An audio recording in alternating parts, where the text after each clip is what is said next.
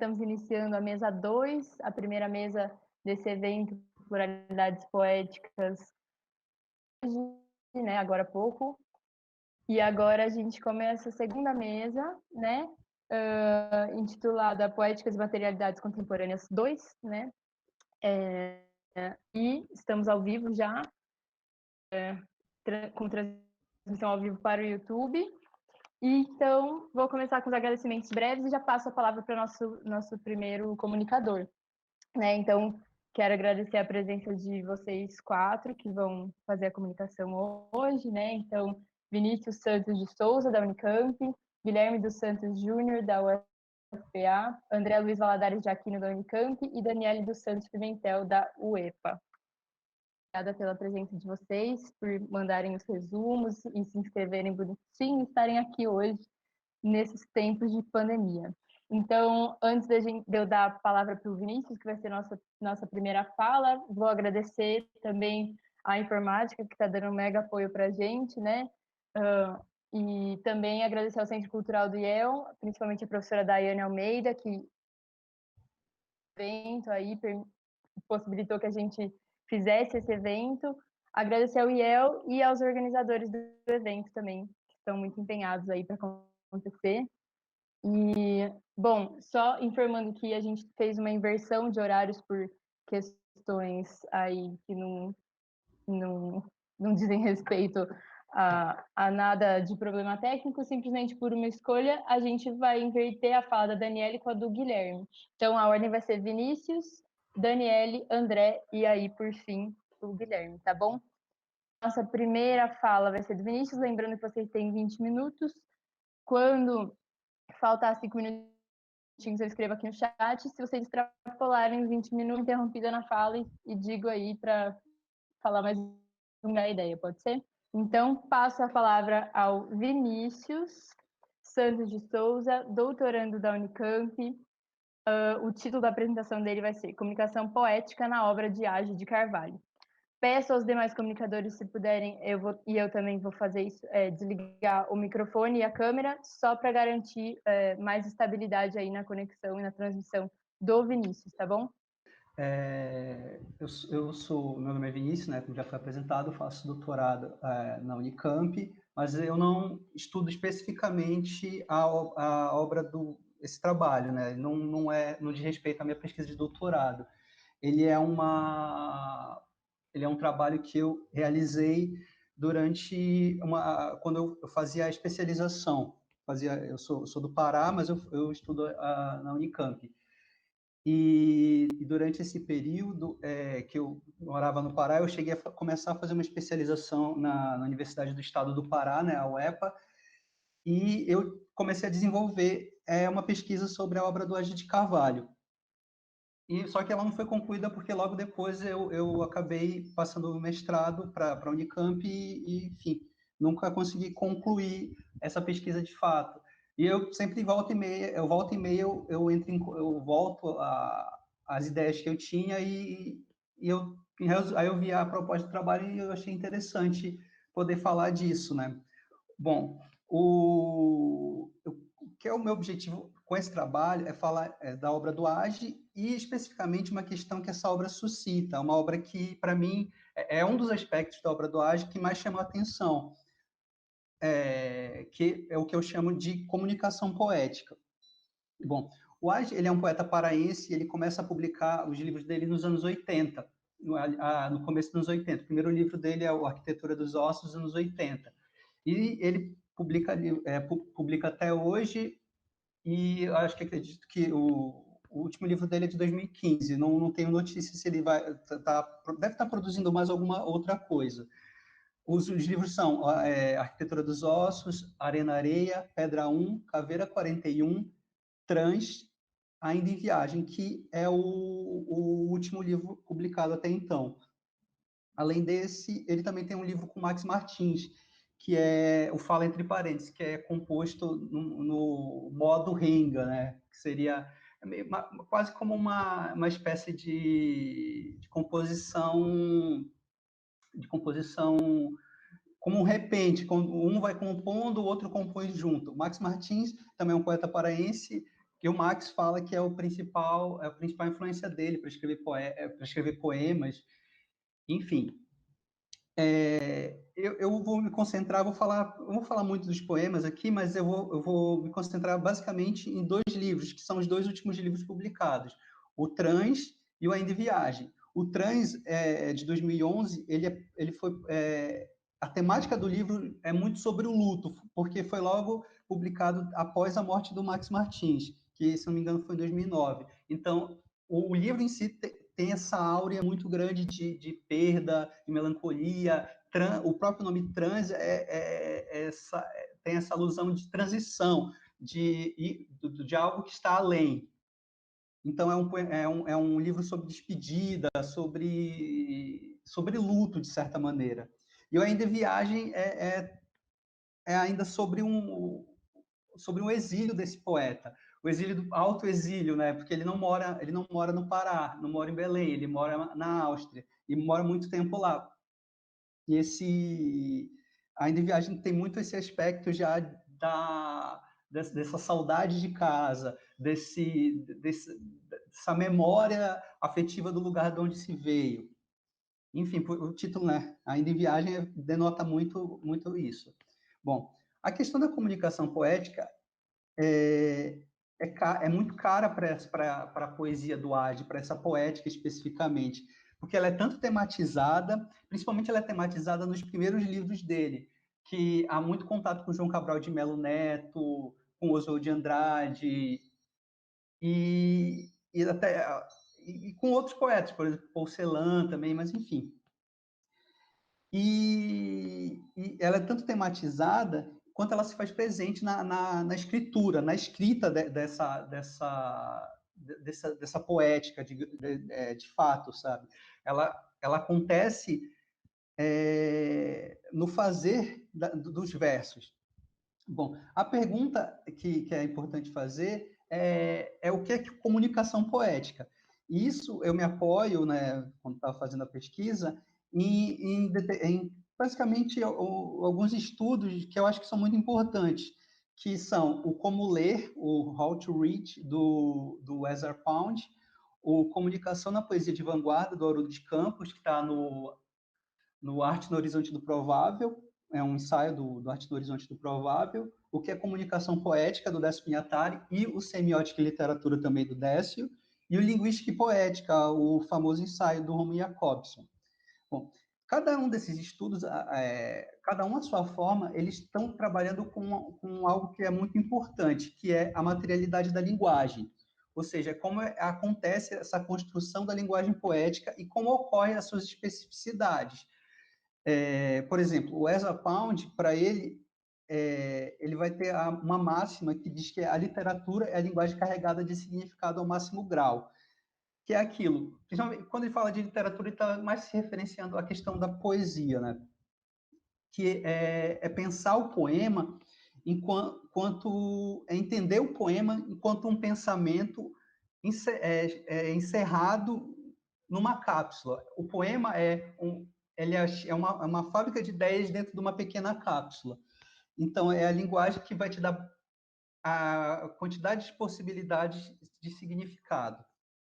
E é bem interessante, porque, principalmente para uma poesia que nem a do Age, é um conceito que funciona muito bem, porque a poesia do Age é uma poesia muito curta, uma poesia que flerta muito com o termo hermético mesmo, da poesia obscura, poesia difícil, uma poesia que o significado não se apresenta logo de cara.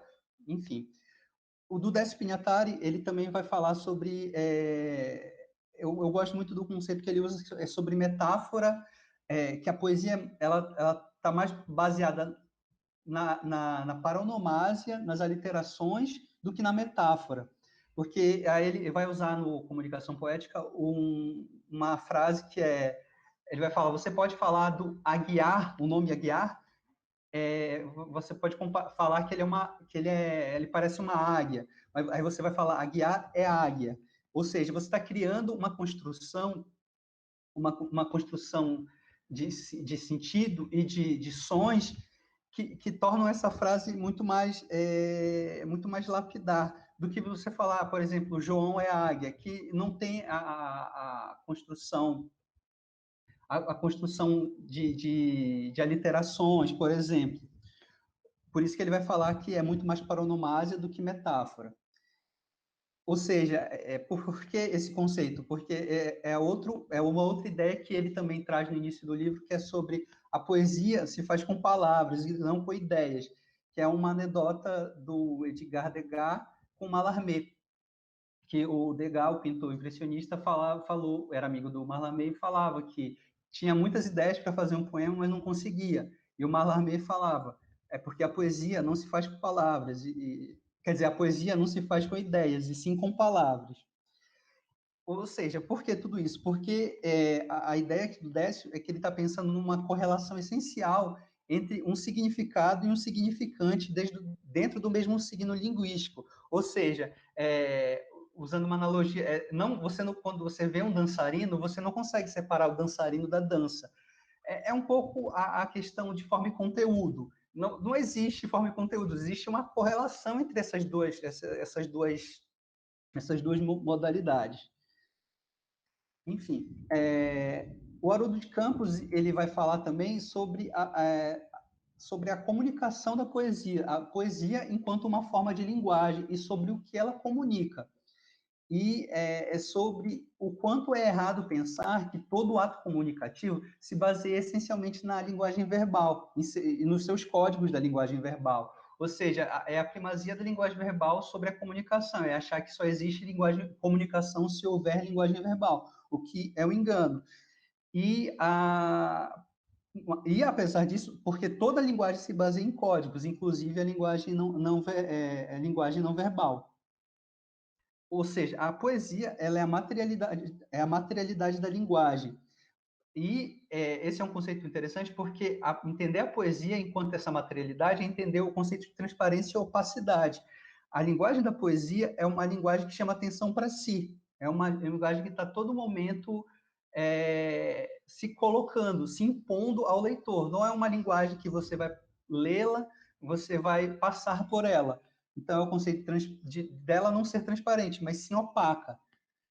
E que é o conceito da concretude da linguagem. Nesse ensaio do Haroldo, ele chama muita atenção porque talvez esse seja para ele, né, justamente o Haroldo de Campos vai falar porque é um dos expoentes da poesia concreta, é uma poesia que vai utilizar elementos visuais de forma exacerbada no seu fazer poético, vai falar que uma das características da poesia moderna é justamente esse desligamento desse desprendimento da linguagem verbal e essa associação a elementos visuais. Enfim, tem um Roda Viva antigo com Haroldo de Campos, que ele fala sobre isso, que perguntam o que ele pensava ainda da poesia concreta. Ele fala que para ele, ainda assim, mesmo poetas como Dante, poetas que não são concretos, são poetas não são poetas concretos, mas sim poetas da concretude da linguagem. Ou seja, o fazer poético está ligado a essa materialidade, a esse tornar a transparência em opaco.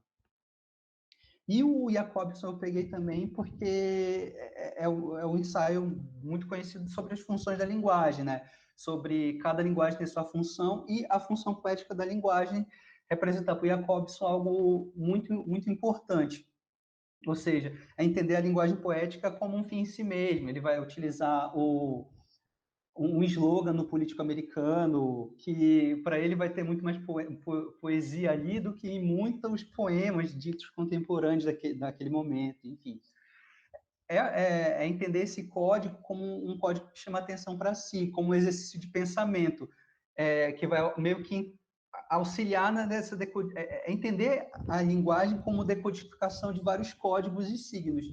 Então, entender uma linguagem que se faz plural, como usando o conceito do Pound, de uma linguagem que representa muitos significados com o mínimo possível,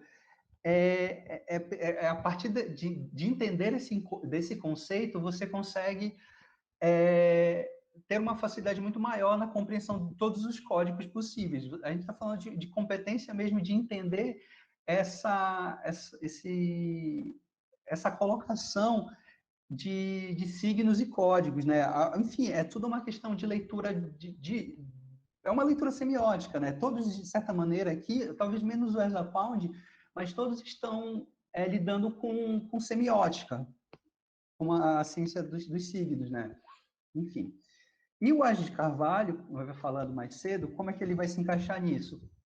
Ele é tido como uma poesia difícil, uma poesia hermética, porque o poema dele é curto, é um poema que se aproveita de recursos visuais, e é um poema que tem elementos visuais, lógico, não como a poesia concreta. Há um uso desses recursos, mas só que eles estão de forma mais branda, digamos assim.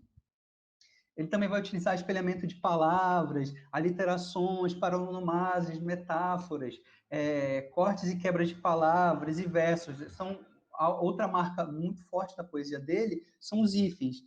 Sempre quebrando versos e colocando hífens, que são indicativos de sentido muito, muito interessantes. Ou seja, o poema dele, principalmente desses últimos livros, são poemas muito lidando com fragmento. É o trabalho com inconcluso. É um trabalho que instiga muito o leitor a completar esses sentidos. Sobre a questão da poesia hermética, tem um artigo muito, muito interessante de um aluno que foi da Unicamp, eu acho que já se formou, que é o Thiago de Mello Barbosa, que ele fala sobre o hermético na poesia do Age. E o grande entendimento dele nesse artigo sobre a poesia do Age e sobre hermetismo é que a recusa do age, existe uma recusa do age à instrumentalidade da linguagem. E essa recusa, não porque ele entenda a poesia como algo incomunicável, mas sim entendendo a poesia como esse sentido plural, dessas várias possibilidades semânticas. Enfim, esses recursos, essa recusa à instrumentalidade da linguagem, ela muito presente, né? Como eu falei, ela é muito marcada por determinados topos da poesia do Age. Está se fazendo presente sobre a fala, sobre alguns temas, por exemplo, a fala sem sentido, sobre a esterilidade da linguagem. Ele vai falar um rio sem discurso, ou falar empedrado, o dizer difícil. Esses fragmentos, eles estão presentes sempre na obra do Age, sempre estão ali participando, seja tanto no começo, né, pela citação do João Cabral, quanto para outros, tanto quanto em outras partes, né, com ele mesmo conversando, ele mesmo no seu fazer poético. Um poema que é muito interessante sobre isso é o primeiro poema do Pedra 1, que é o Círculo na Areia, que ele vai falar justamente o que tem a expressão fala sem sentido, que há versos, o poema é muito curto, né? O Círculo da Areia, tudo mais, que fala sobre os sim sens, não sens e a fala sem sentido. Enfim, mas, além disso, né, de estar presente na temática, né, ele tematizando isso, há outro aspecto temático que também é muito importante, que é o quanto ele existe na poesia dele um apego ao cotidiano, a um instante muito efêmero que passa e há uma cristalização desse efeito. Mas mesmo aí nessa temática mais, digamos, caseira, mais efêmera, mais banal, o Age também está pensando nessa questão da comunicabilidade da poesia, ou seja, o que essa poesia comunica. E isso se dá por meio da construção dos versos dele. Aí eu separei eu vou ler só alguns poeminhas rápidos aqui e eu já concluo que eu separei aqui dois poemas do Transe e um do Ainda em Viagem. Um é o edifício Atalaia, começa assim: é pelo ir revogável, pelo ir repetido, pelo ir para sempre e nunca, pelo que morreu, morreu, morreu com a cuca e sua bondade, pelo que de pé sobre ti triunfante, canta, canta ainda, o que um dia foi Salinas e o menino sob o sol das 2 da tarde, cruzando a pé, ao longe, o canal na vazante, aquela hora da Praia da Coroa no verão. Aqui aqui é visível, assim, vocês não estão vendo, mas aqui eu vou falar para vocês que é sobre a questão dos hífens, porque em vez dele utilizar a palavra irrevogável, ele quebra ela no meio e o primeiro verso é pelo ir, e vem acompanhado do hífen, irrevogável. E esses primeiros versos são todos assim, nessa construção de quebras, de fragmentos, que automaticamente, a gente se põe como decodificadores desse código. Como é que a gente pode entender isso? Qual o sentido, qual os possíveis sentidos que essa poesia e essa quebra de versos podem nos trazer, né? Outro aspecto que eu também acho bem interessante é o como ele vai utilizar também determinados elementos do cotidiano, da banalidade, do efêmero, como fator desse hermetismo. Porque, por exemplo, ele vai falar de personagens da infância dele, ou vai falar de ruas da Áustria, ou ruas de Belém do Pará, ou determinados aspectos de onde ele se encontra, que você não entende a primeiro momento, mas você consegue depois fazer uma associação e perceber que isso está associado a essa construção de múltiplos sentidos. Outro poema que eu também queria dar uma passada é o poema Em Ti, que ele também tem muitos poemas que lembram muito os poemas do Paul Celan, que são poemas que o título é o primeiro verso. Então, por exemplo, Em Ti, em pé atrás, do alecrim e do oleandro, sufocando o terraço supraceleste, sócios em ócio, e sexo a saudar céu abaixo. Tua terna tenra, e eu donde desembesta essa tara, pedestre terrena, para sempre em ti planando. Aqui a gente já percebe, isso não precisa nem Vinícius, olhar. Oi. mas já foram 20 minutos. Se você puder concluir sua fala, tem mais um minutinho aí de sobra. Ah, tá ok, então. Enfim, o que eu queria falar era que essa poesia, ela lida muito com a questão do que a poesia comunica e questiona essa ideia dessa incomunicabilidade. Ela se contrapõe à linguagem mais casual, mas reivindicando qual o papel da poesia na comunicação. Ou seja, ela chama atenção para si, ela está chamando atenção para essa materialidade, para essa concretude. Ou seja, ela não se furta à decodificação do leitor. É o poema enquanto possibilidade. Era isso que eu queria falar. Ok? Obrigado. Muito obrigada, Vinícius. Foi ótimo. Vou passar a palavra para a Daniela e aí no final a gente vai receber as perguntas pelo YouTube e aí no final a gente faz uma discussão aí. Eu repasso o que tiverem perguntado por lá, tá bom? Então passo agora a palavra a Daniele dos Santos Pimentel, Estado do Pará, doutora pela Universidade do Estado do Pará. E o título da apresentação dela é Nicolas Ber e a poesia Pau-Brasília, paródia e canibalismo. Então, você tem 20 minutos, Daniele. Muito obrigada. Boa fala. Tá certo, muito obrigada. É um prazer estar com vocês aqui nesse evento, Pluralidade Poética, discutindo um assunto que é tão importante e caro para nós, que é a poesia, que é a literatura, né? Eu saúdo aí o colega aqui de Belém, o André de Aquino, né? Colega de parcerias aí de eventos da nossa cidade aqui de Belém. Bom, esse trabalho, na verdade, que eu resolvi apresentar aqui nesse evento é uma pesquisa que eu venho desenvolvendo desde o ano de mais ou menos 2009, né, em que eu venho estudando a produção desse poeta de Cuiabá chamado Nicolas Ber. né? É um poeta que nasceu em 1958 e que tem a sua primeira obra lançada no ano de 1977, né? E é uma obra que foi publicada ainda dentro dos moldes da chamada geração mimeógrafo. Nesse sentido, foi um livro que foi todo feito nesse formato, em mimeógrafo e lançado, então, né, dentro desse formato. E o primeiro livro se chama Iogurte com Farinha. Curiosamente, o poeta Nicolas Beck tem uma produção muito extensa hoje em dia, né, com um número de obras muito significativo de lá para cá, é um autor muito atuante no ramo da poesia. Ele acaba se confundindo um pouco com a chamada geração marginal dos anos 70.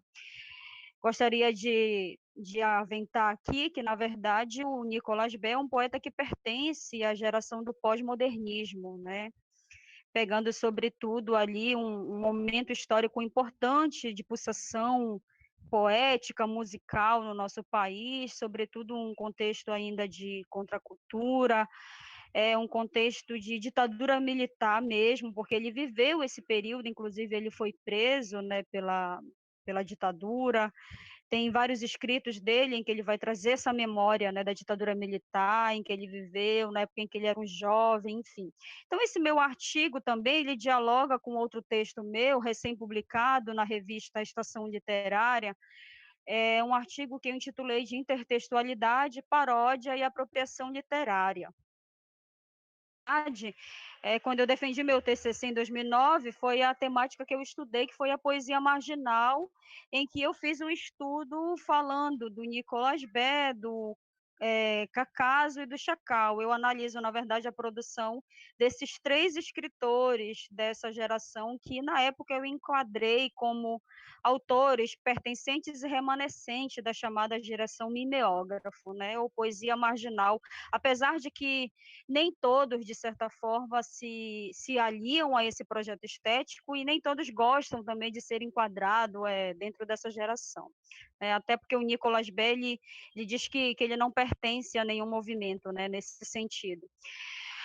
Mas a proposta de hoje é discutir, então, dois conceitos que para mim são muito caros, que é justamente a relação que a produção do Nicolas Beck, esses poemas, né, trazem em relação ao diálogo, sobretudo, ao diálogo que esses poemas fazem com o conceito de paródia e canibalismo. Eu gostaria de iniciar a minha fala citando uma passagem de um livro do Antônio Compagnon, que para mim é muito importante, que se chama O Trabalho da Citação e que vai dialogar diretamente com o percurso da minha fala. No livro O Trabalho da Citação, o Antônio Compagnon vai dizer que ele tem uma biblioteca, né? E que, na verdade, ele se compara a uma criança que, tendo cola e papel na mão, ele vai recortando, vai colando e vai costurando essa narrativa. Porque, na verdade, o Antônio Compagnon está falando desse processo de criação como algo que é muito lúdico, né? Como se o poeta, o escritor, ele tivesse também essa tesoura nas mãos e que ele vai, na verdade, compondo esses textos também a partir de outros textos, pensando já na questão do conceito de paródia, de intertextualidade e de apropriação literária, que vai aparecer o tempo inteiro nessa poesia do Nicolas Bé. Por exemplo, antes de adentrar, eu gostaria de ler um trechinho de um poema do Nicolas Beck, que diz assim: João de Tal, pobre e sozinho, era alcoólatra. Bebeu 10 garrafas de cachaça e quando acordou estava morto. Visivelmente, os textos do Nicolas Beck vão se encaminhar, então, para essa noção de paródia, para essa noção de canibalismo, sobretudo nessa forma como ele se apropria e como ele devora também outros textos, né? Aqui nesse poema que eu li, por exemplo, é um texto muito curto, e daí ele retoma, claro, sem dúvida, que o diálogo com os poetas modernistas, sobretudo com a geração oswaldiana desse poema Pílula, esse poema Minuto, em que ele vai fazer, na verdade, aqui nesse poema, sobretudo com a poesia do Manuel Bandeira, né? No famoso poema tirado de uma notícia de jornal, que diz assim: João Gostoso era carregador de feira livre e morava no Morro da Babilônia, no barracão sem número. Uma noite ele chegou no bar 20 de novembro, bebeu, cantou, dançou, depois se atirou na Lagoa Rodrigo de Freitas e morreu afogado. Então, na verdade, eu estou trabalhando aqui com o diálogo entre o Nicolas Bé e o Manuel Bandeira, e o tempo inteiro eu vou percebendo essa forma de apropriação, essa forma de canibalismo que vai se tecendo na construção desses poemas que o Nicolas Bé vai, então, escrevendo a partir da década de 70.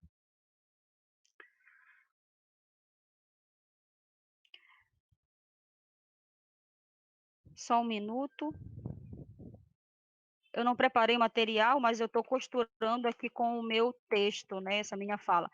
Um outro autor também que inspira esse conceito de paródia, sem dúvida, é o conceito de idade que vai aparecer na teoria do Jonathan Culler, um importante estudioso da teoria literária, onde ele vai dizer que, na verdade, uma obra existe em meio a outros textos, né? Através das relações que essas obras, que esses textos estabelecem uns com os outros. Então, o que eu estou observando nessa trajetória do Nicolas Bé é que o tempo inteiro essa paródia, essa apropriação e esse canibalismo vão se fazer presentes nessas formas de intertextualidades diversas que vão aparecendo, então, no decorrer da sua obra.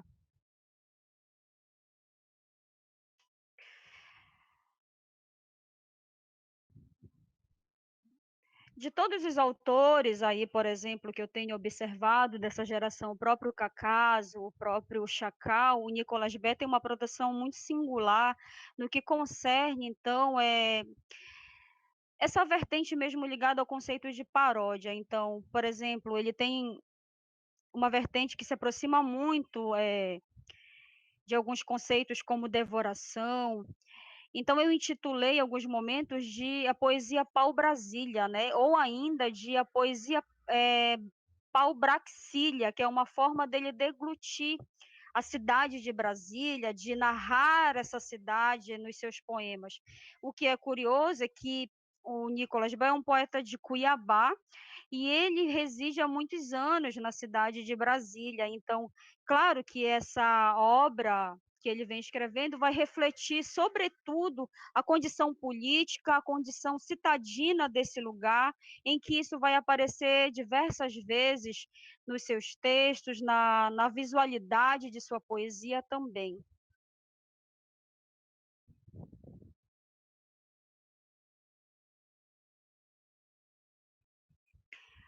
O que eu tenho observado, na verdade, é que o Nicolas Bé é herdeiro, então, né, da poesia oswaldiana, herdeiro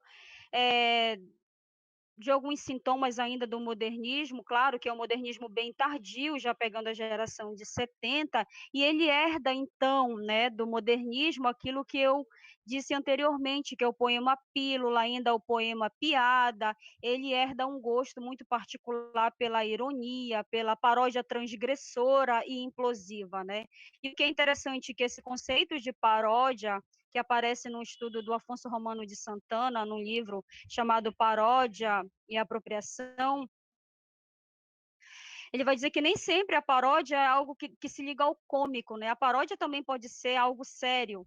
E o Nicolas Bé lida com as duas temáticas, com a paródia séria e com a paródia irônica, no momento em que ele vai intertextualizando esses poemas, no momento em que ele vai se apropriando desses outros autores também.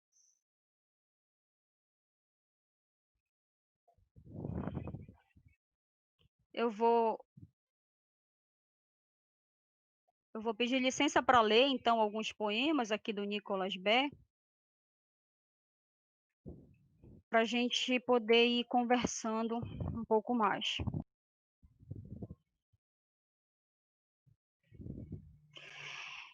Esse conceito também de paródia, de intertextualidade e apropriação vai aparecer num outro poema do Nicolas Bé, chamado De um Tema de Drummond. É assim que ele intitula esse poema. E, na verdade, é uma paródia do próprio poema do Drummond, No Meio do Caminho. Vou citar um trecho do poema do Drummond, e na sequência eu vou ler um trecho do poema do Nicolas B. No meio do caminho tinha uma pedra no meio do caminho. Tinha uma pedra no meio do caminho, tinha uma pedra. Drummond. A versão, né, do poeta Drummond e agora a versão do Nicolas B. No meio da rua tinha uma poça. No meio da rua tinha uma poça d'água, tinha uma poça d'água no meio da rua. Tinha uma poça d'água no meio da rua. O resto é imitação. Claramente aqui a gente observa que o Nicolas B, ele está então brincando com isso, né, com esse conceito de paródia, de canibalismo literária. Da cidade de Brasília também ele vai compor uma cartografia poética dessa cidade, em que ele vai cantar a cidade, em que ele vai trazer textos que falam das quadras, né, de Brasília.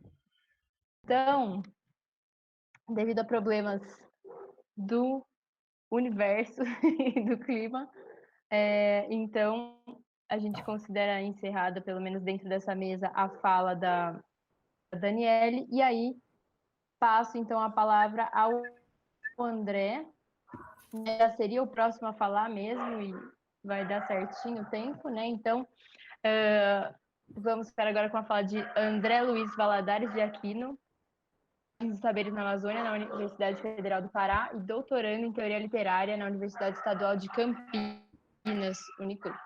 O título da apresentação dele é Eu, Poema, Natureza e Corrosão, em Max Martins. André, você tem 20 minutos, e eu te digo no chat a hora que passarem 15, e depois te interrompo se você passar de 20 e te dou um tempinho para finalizar, tá bom? Bem, obrigado. Boa tarde. Para começar, quero cumprimentar os meus colegas e amigos de pesquisa em literatura em Belém, a Dani e o Guilherme, e também quero dizer que é um prazer conhecer o Vinícius, que também pesquisa literatura e talvez autores da Amazônia paraense, na Unicamp, como eu. Prazer estar na mesa com vocês. É uma pena não poder ouvir a fala da Dani, ou continuar a ouvir, mas a gente continua essa conversa em outros tantos lugares, não é? Eu queria dizer que da felicidade da composição dessa mesa com os colegas e amigos de pesquisa e literatura em Belém, o que parece ser o sinal de um interesse crescente pela literatura escrita na Amazônia e também um sinal de engajamento de pesquisadores interessados em investigar relações entre Amazônia e problemas de história literária, ou pensar a história literária brasileira hoje do ponto de vista da relação entre natureza e cultura. Da minha parte, o trabalho Eu, Poema, Natureza e Corrosão, em Max Martins, eu acompanho aqui umas anotações. Esse trabalho tem no título a enumeração de temas que se apresentam desde o primeiro livro do Max Martins, O Estranho, de 1952, e que alcançaram maior densidade nos seus livros de maturidade poética, como nos livros da década de 1980, a exemplo do Caminho de Maraú. Na crítica capital sobre a poesia de Max Martins, é reivindicada a importância fundamental da poesia de Carlos Drummond de Andrade na formação da poesia de Max. E justamente a expressão corrosão, que dá título à minha fala aqui hoje, remete ao mesmo princípio operacional a que a poesia do Drummond é submetida do ponto de vista de uma leitura capital da poesia drummondiana. Eu estou falando do ensaio do Luiz Costa Lima, em Lira e Anti-Lira, O Princípio Corrosão, em Carlos Drummond de Andrade. Quer dizer, no título da minha exposição, eu enumero as temáticas da encenação de autoria, da metapoesia e a imagística da paisagem e da experiência amazônica, tanto da paisagem quanto da experiência amazônica, quanto a imagística da diluição, da dissolução, da desintegração e da carência.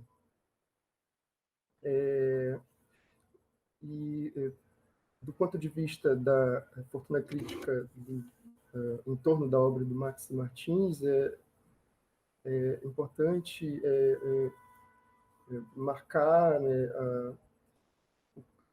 a leitura decisiva do Benedito Nunes, no ensaio Max Martins, Mestre Aprendiz, publicado pela primeira vez em 1992, e que sugere a aprendizagem da poesia de Drummond, sugere que a aprendizagem da poesia de Drummond ocorre no movimento de diferenciação, ou seja, ao mesmo tempo, de assimilação e de desvio, né? No caso da poesia do Max Martins, e, de maneira semelhante, o crítico de São Paulo, Davi Arrigucci Júnior, que é também um importante crítico da poesia do Drummond, em ensaios como O Amor em Seus Ruídos, em Seus Abismos, de 2014, A Outra Margem, de Maraú, de 2015, e O Difícil Desafio à Busca Poética, de Max Martins, de 2019, identifica relações com Drummond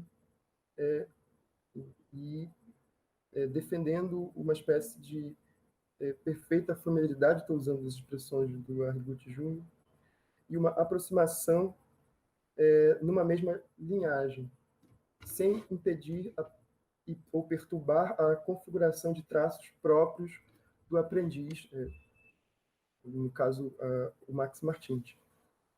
Então, a tópica da mestria e da aprendizagem sempre aparece na crítica do Max Martins e identificam a relação fundamental com o Drummond. E, portanto, ocorre uma espécie de mestria desviante que Drummond exerceu sobre Max.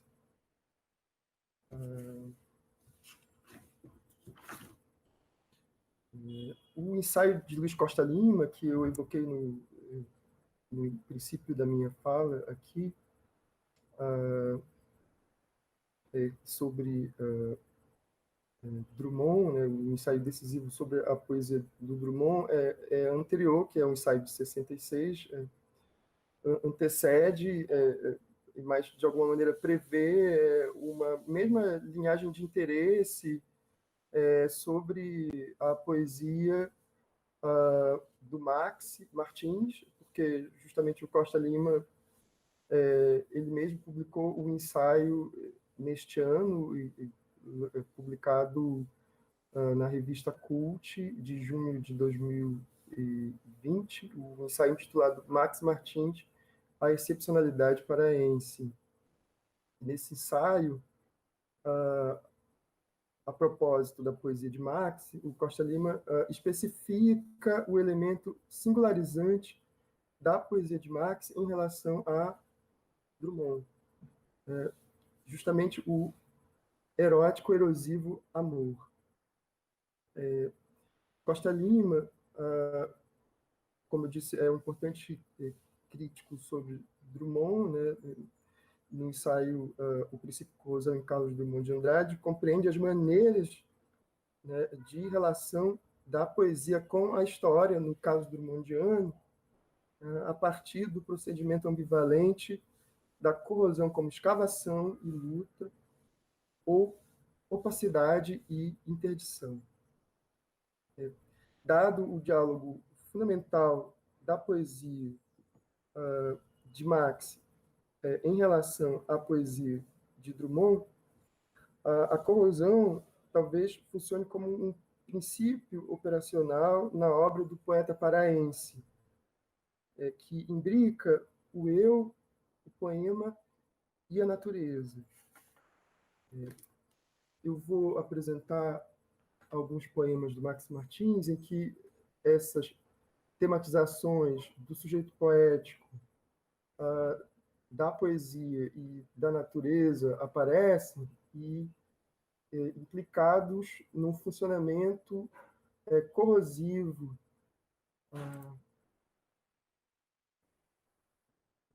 e que, quer dizer, o princípio formulado a partir da poesia do Drummond, já que a poesia do Max é uma poesia que tem como uma fonte fundamental, né, a poesia drummondiana, talvez esse princípio seja uma maneira de leitura da poesia do Max Martins. Antes de exibir os poemas, a fotografia do Max Martins, em Viena, 1990. Uma outra imagem do autor.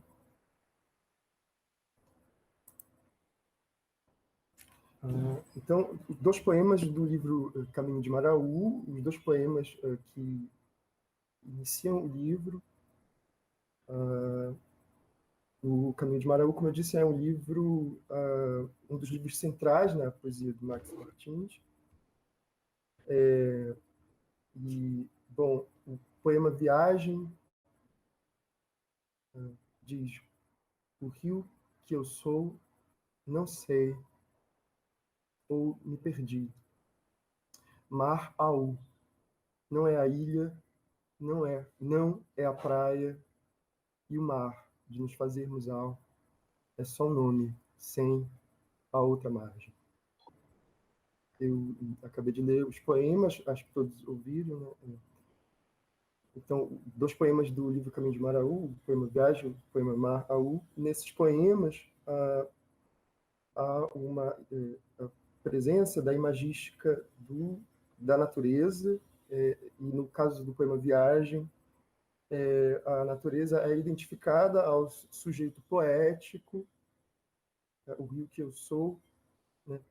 E tanto o sujeito poético quanto a natureza se dissipam, né? Se perdem. Quer dizer, ocorre aqui uma espécie de corrosão, a despeito da palavra Maraú, que é uma palavra de origem indígena, que vem de marás, que significa várias fincadas na praia para atracação de canoas. A despeito desse significado que remete à ideia de porto e de fixação, o sujeito poético e o rio se lançam em viagem indefinida na página e no imaginário da praia fluvial de Belém.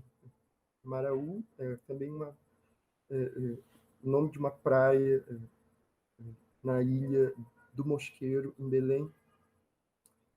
Portanto, o poema Mar Aú é jogo com a contrariedade do Maraú como a praia na ilha do Mosqueiro e o nome sem determinação. Então, o poema, ao mesmo tempo, afirma e contradiz o Maraú como um espaço referencial, a praia e a ilha, e, ao mesmo tempo, esse fenômeno ocorre por uma corrosão do nome, né, por uma fratura e por uma fragmentação do nome no título do poema, Mar Aú, e aponta para a ideia da Amazônia como um outro lugar, né, ou como uma outra margem.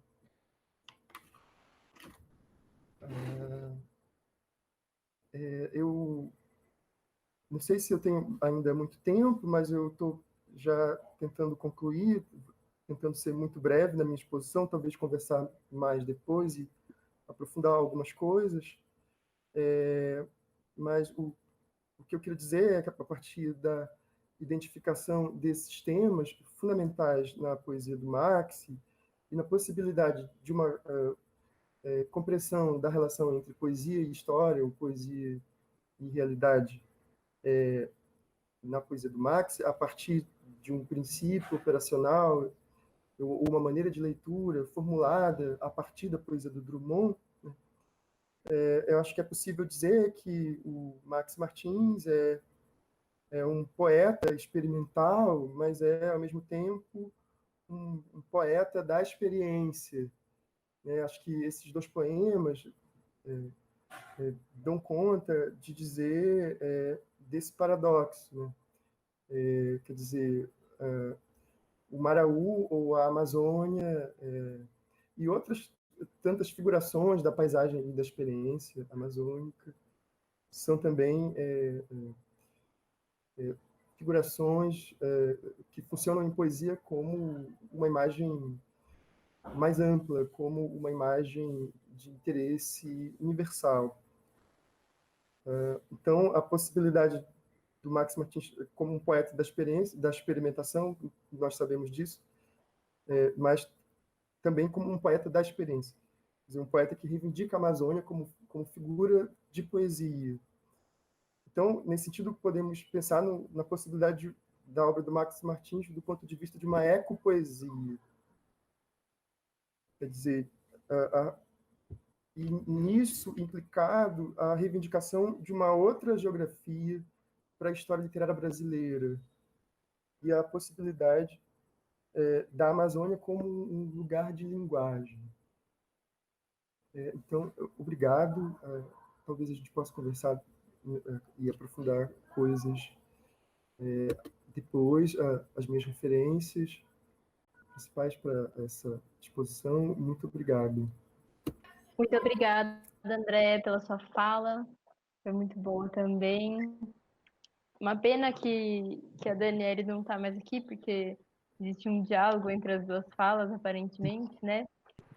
Então, agora teremos a fala do Santos Júnior, da Universidade Federal do Pará, doutor pela Universidade Federal do Pará, e o título da apresentação dele será A Poesia e Invenção em O Risco Subscrito. Então, uma boa fala, Guilherme. Guilherme está com problemas na câmera, então ele vai fazer a apresentação dos slides e teremos o áudio dele aí acompanhando. Obrigada, Guilherme. Bom, eu queria agradecer vocês, né, por fazer parte dessa sala, né, de estudo de poesia. Cumprimentar o André também, né, Vinícius, a Dani, que não pôde ficar aí, Fernando e outros que estejam aí, né, também. Dizer desse prazer de poder compor uma sala que a gente possa falar um pouquinho de Amazônia, né, fora do contexto da Amazônia. E, geralmente, quando a gente fala de autores da Amazônia, a gente fala aqui, né, nos eventos do Pará. E falar assim no evento fora é bem interessante, até como uma forma de visibilidade do que é produzido aqui, né? Eu sou professor do campus de Breves, no Marajó, né? O Marajó tem um campus muito importante da UFPA. Sou professor há 10 anos do curso de Letras do campus de Breves. Eu tenho vários projetos de pesquisa, dentre eles um projeto de pesquisa que se intitula O Modernismo no Pará, Autores e Obras. E esse projeto ele busca agregar 60 anos de produção dentro da literatura amazônica no que diz respeito ali ao século XX, né? Ou seja, até mais ou menos a década de 60. E esse recorte envolve o Maxi Martins, que é um poeta que eu pesquiso há muitos anos, só que eu posso dizer para vocês que é a primeira apresentação que eu faço do Maxi formalmente num evento. Quer dizer, foi muito material coletado, muito material que eu tenho guardado, né? Conheci o Maxi pessoalmente, na época que ele era diretor da Casa da Linguagem, que é um espaço muito importante aqui em Belém, que promove oficinas de literatura, de produção de texto, né? E o Maxi, naquela época, ainda estava com boa saúde, né? Depois ele nos deixou ali mais ou menos em 2009. Então, eu preparei um caminho para a gente aqui, eu peço permissão para vocês, para mostrar aqui um caminho que eu construí, de certa forma até didático, para as pessoas que não conhecem o Maxim Martins, né? Então, eu intitulei essa fala de Poesia, Invenção e Risco Subscrito de Maxim Martins. Por que eu escolhi esse livro, né? Dentro de tantos livros que o Maxim produziu durante sua trajetória, né? Porque eu acredito que é um livro que ele representa assim, uma linha divisória de um Maxim Martins ainda muito voltado para a poesia de 45 ali, de Carlos Drummond de Andrade, João Cabral de Melo Neto, aqueles poetas que estavam ali dentro daquilo que a gente chamaria de terceira fase do modernismo, né? E o Maxim Martins que se projeta a partir da década de 60, com o advento da poesia concreta no Brasil, né? Dos irmãos Campos e Despinatário. E outras produções também, como a Pop Art, nos Estados Unidos, etc., né? Então, o Maxim Martins ele fez parte de uma geração muito importante, que tem como fundador, diria assim, o Benedito Nunes, né? Que foi um grande crítico literário,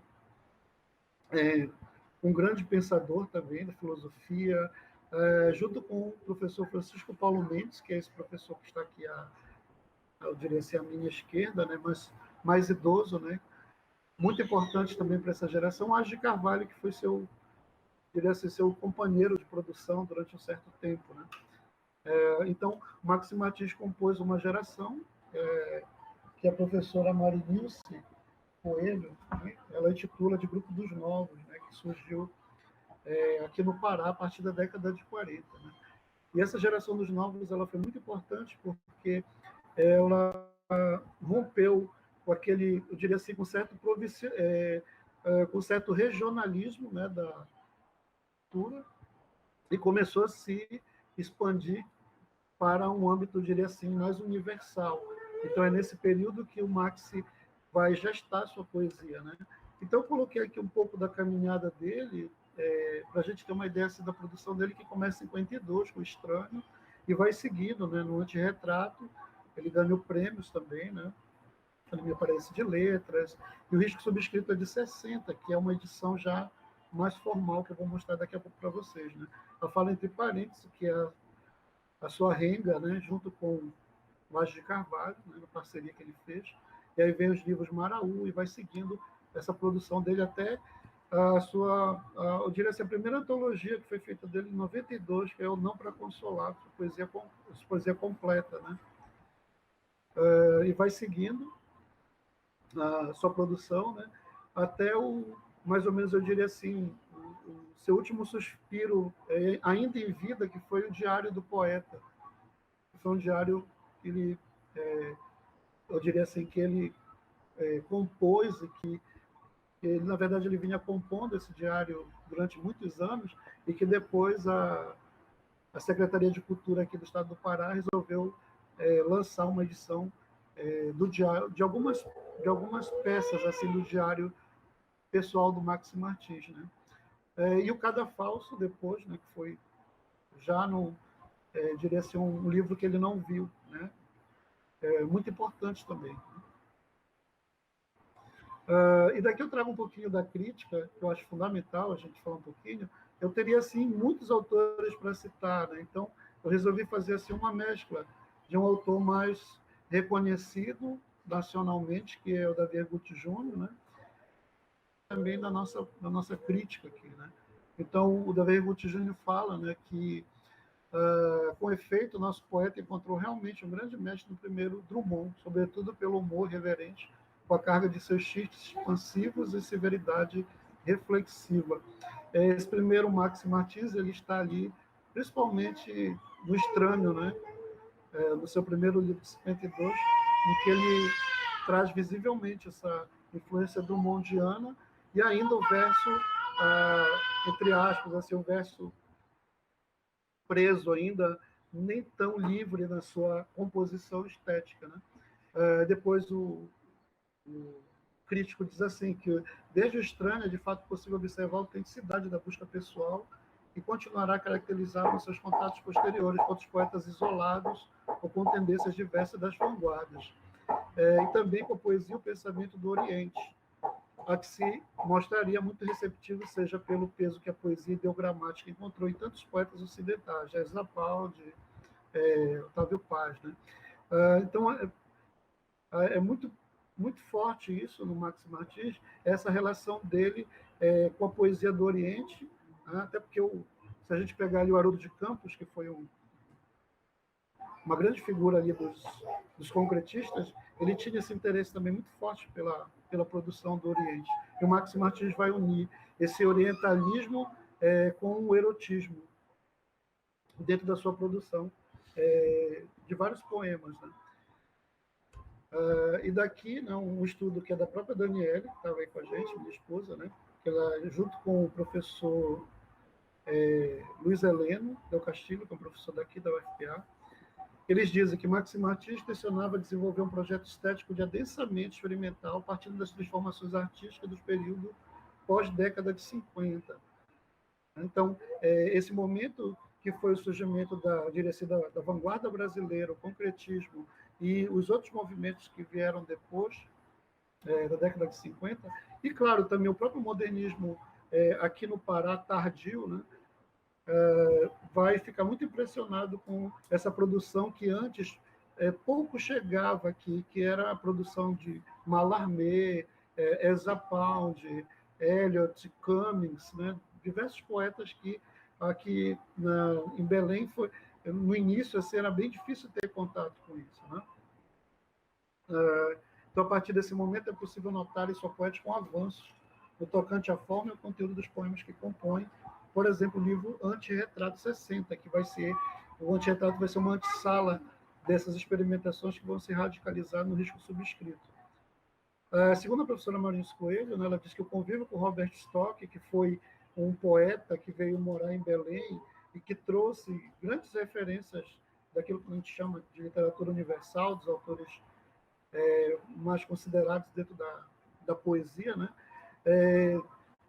Ele trouxe para cá, entrou em contato com o grupo dos novos e esse diálogo foi muito importante para que os escritores de Belém, poetas, pudessem entrar em contato com essas, diria assim, com essas inovações, né?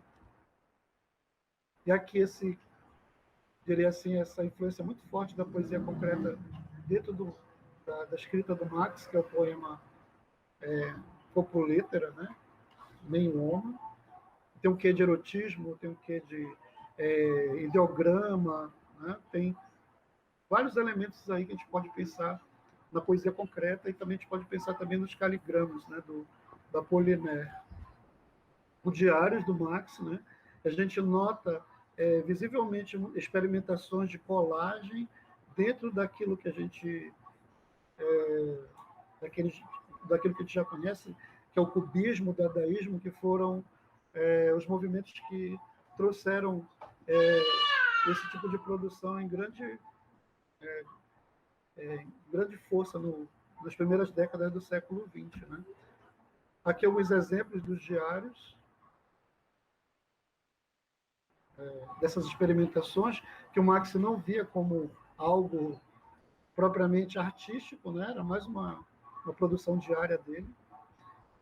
Aqui as edições, né, do Risco Subscrito, uma edição de 76 muito rara, datilografada, que eu achei, a edição de 80 e a UFPA, já em 2006, publica essa edição e outras edições da poesia do Max Martins. Eu trouxe esse poema aqui do Risco Subscrito para a gente perceber bem essa influência do Mallarmé, né, do lance de dados na poética dele, né? O D é o dado, ou só um dedo apontando um dígito no lance, né? Então aí está todo o lance de dados, né? Então eu selecionei algumas teses sobre a poesia, até para a gente pensar também, para a gente dialogar, né? Então eu coloquei aqui: é marcante na poesia de Max Martins o método ideogrâmico, teorizado por Ernest Fenollosa e Ezra Pound. Esse procedimento estético une uma geometria composicional, né, construída pelo significante diagrama, aliado a um significado conceitual que aciona ideias sobre a composição poética enquanto estrutura.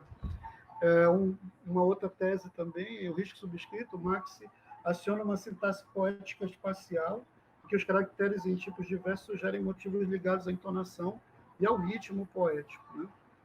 Então, é um trabalho do significante, porém com grande aprumo estético, né, com grande qualidade desse trabalho de construção estética, né? Então, esse recurso usado como alarmê, no lance de dados, está harmonicamente aliado à posição das linhas tipográficas, indicando ritmos ascendentes e descendentes, né? Aqui o Poemas Amantes, que a gente percebe é isso, né? Não só a ideia do poema ideogramático, mas também na própria composição verbal do poema, elementos de acessão que vai, né, do momento em que as figuras eróticas elas vão alcançando um determinado ápice sexual, né? Tem uma palavra ali que ele coloca interessante, o Alan, né?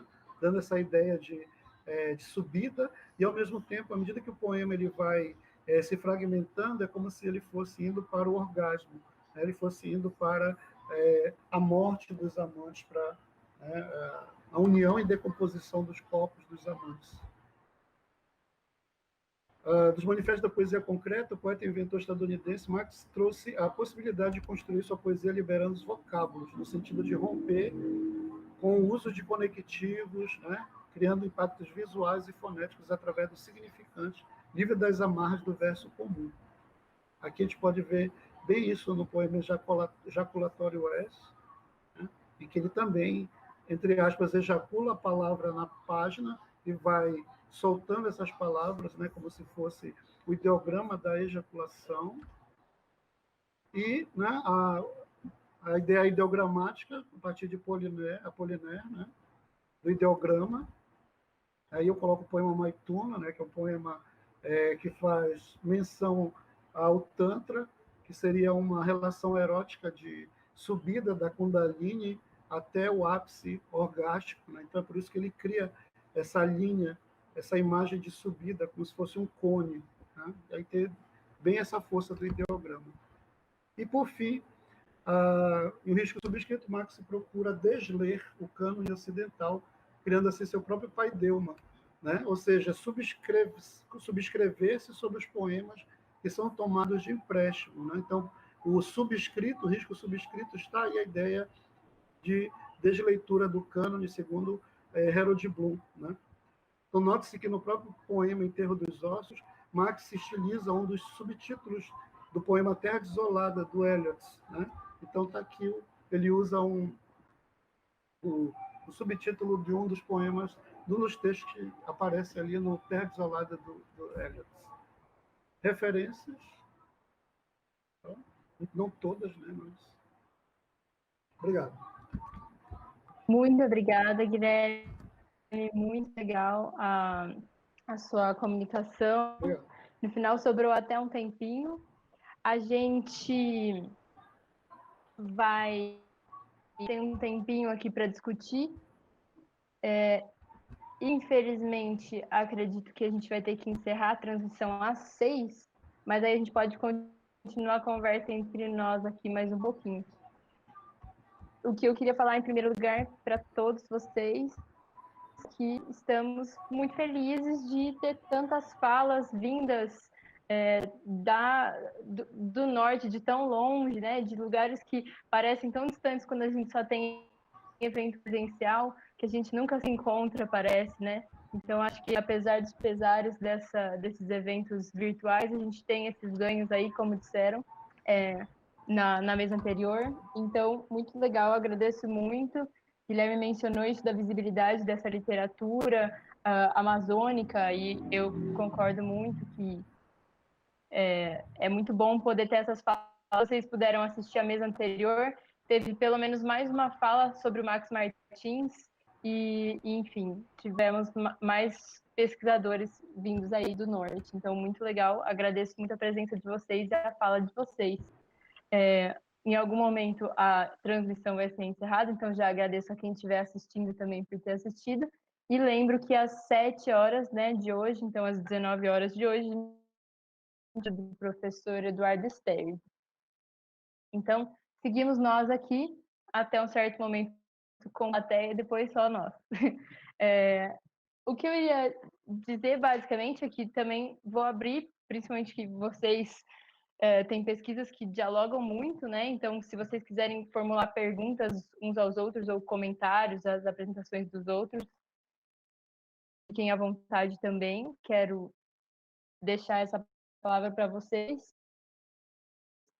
E sugestões de perguntas que me enviaram, né, a respeito do Max Martins, sobre o André e o Guilherme, para o Guilherme, né, poderia perguntar o seguinte, né, que o início da leitura sobre o Max Martins foi muito aproximado do que ele teve de acordo, assim, em relação ao Drummond, né? Então, de acordo com a crítica, no que ele teve de Drummondiano. Isso faz com que o poeta seja pensado e localizado historiograficamente dentro da tradição brasileira. Porém, quando apresenta os poemas, Martins aparece de modo diferente. Aí, queria saber se vocês poderiam comentar um pouco sobre essa relação entre tradição e a individualidade, pensando também no Eliot.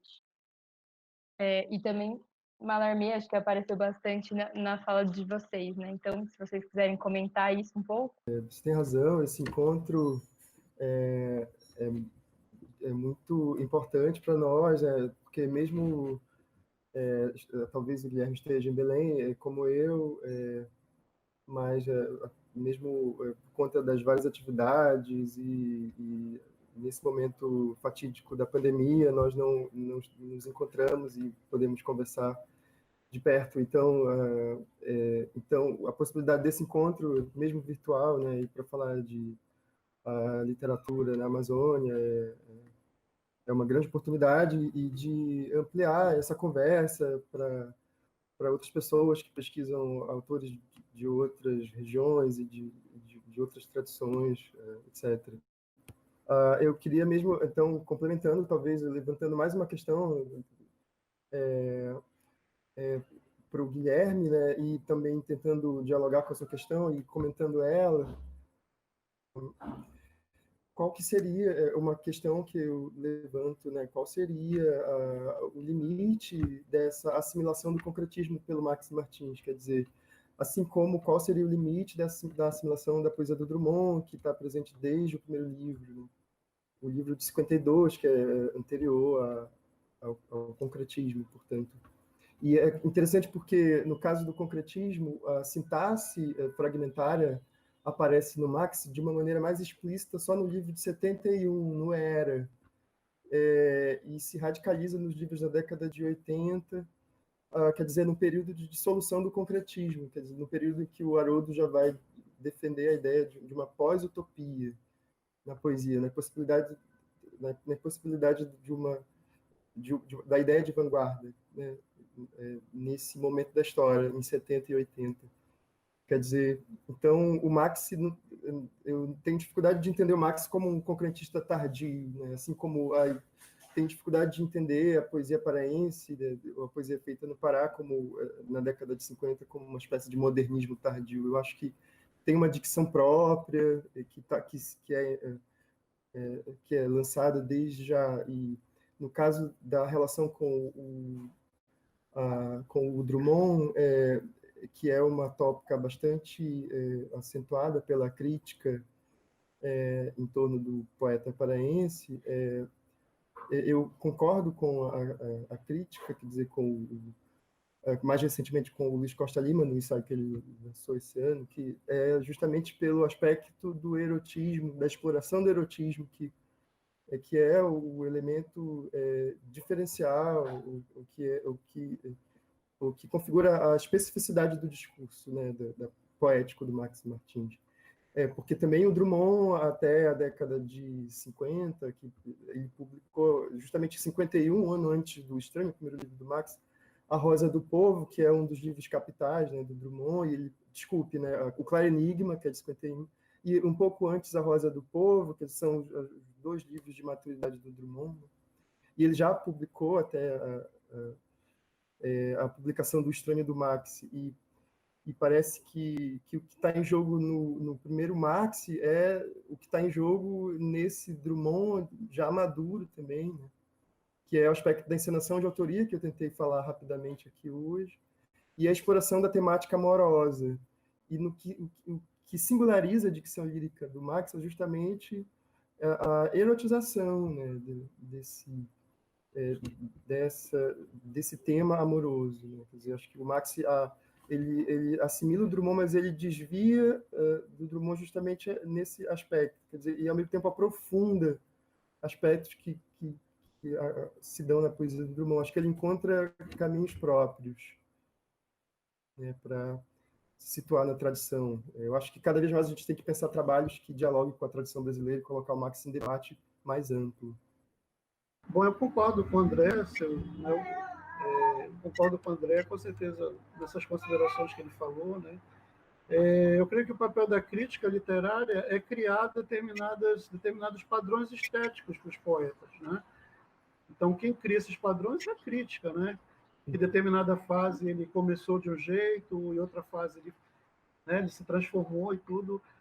O que a gente vê dentro da crítica literária do Max é essa tentativa de compor historicamente uma ascensão dele a partir do primeiro momento do lançamento do Estranho até, né, a eclosão de um verso mais denso, ao mesmo tempo mais trabalhado, mais maduro, né? Mas eu acredito que o Max, claro, ele não se enquadra dentro dos ismos, né? Eu acredito que o Max ele quis compor o paideuma próprio, né? Ele quis compor, ele mesmo compor alguns vetores, que seriam os vetores que iriam, diria assim, dar subsídios para a poesia dele. Então,